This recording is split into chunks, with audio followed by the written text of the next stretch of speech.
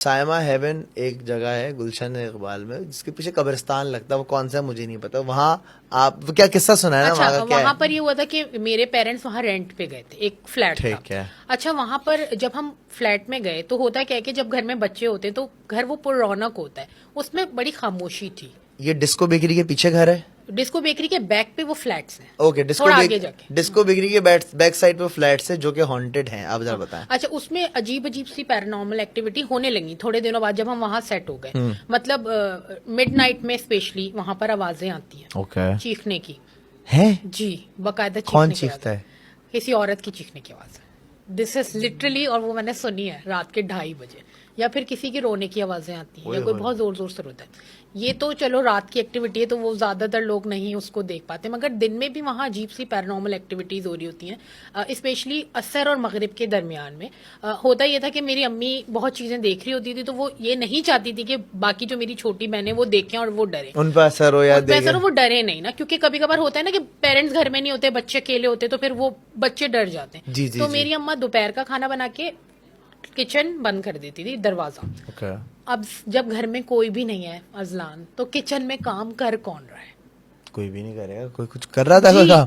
बकायदा चमचे चलाने की आवाजें, प्लेटें पटकने की आवाजें, और ये लिटरली सुनी गई हैं। मतलब मैं आपको कैसे बताऊं, मुझे यकीन ही नहीं आता था, मगर जब मैंने सुना, जब सब एक कमरे में है और किचन का दरवाजा बंद है, तो तीसरा, और हमारा किचन बिल्कुल सेपरेट था, कोई ऐसा नहीं कि बाहर पीछे की आवाजें आ रही है, लिटरल वे में चीजें पटक रही हैं, जैसे कोई चीजें रख रहा है। फुल खाना वगैरह फुल फुल फुल, और बकायदा प्लेटें भी सनी हुई गंदी रखी हुई होती थी बाद में।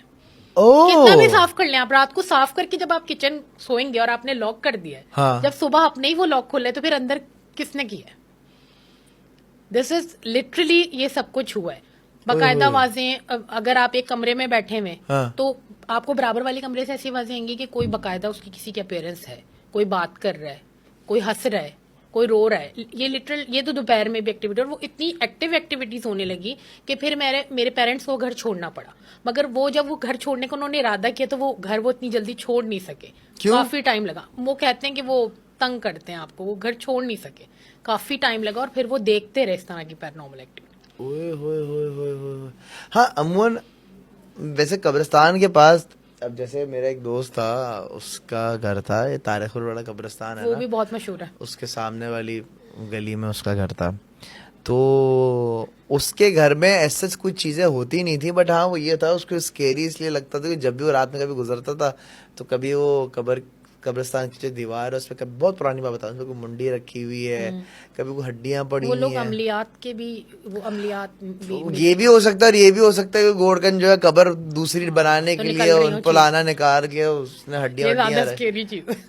मतलब आपको डर लगता है गोस्ट वाली चीजों से? मुझे अब डर नहीं लगता। क्यों? मैं काफी शायद मिल चुकी हूँ उनसे, तो मुझे इतना डर है, नहीं लगता। मिल मुझे चुकी ऐसा है। लगता है कि अगर आपके साथ कोई पैरानॉर्मल एक्टिविटी हो जाए 3-4 दफा, तो मतलब क्यों डरेंगे आप? मुझे नहीं डर।